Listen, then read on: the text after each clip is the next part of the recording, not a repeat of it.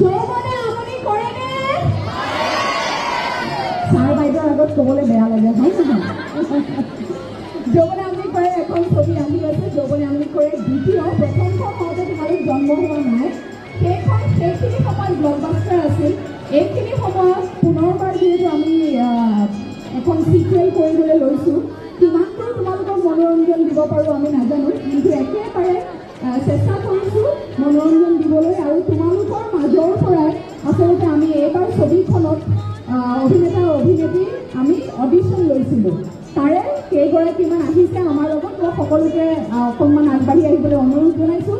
লগতে উদয় শংকৰ জনপ্ৰিয় কোৰিঅ'গ্ৰাফাৰ আছে, মোৰ খুব ভাল বন্ধু, মাই বেষ্ট ফ্ৰেণ্ড বুলি যাক কোৱা আছে। কাজিয়া লাগেনে তোমালোকৰ বন্ধুৰ মাজত?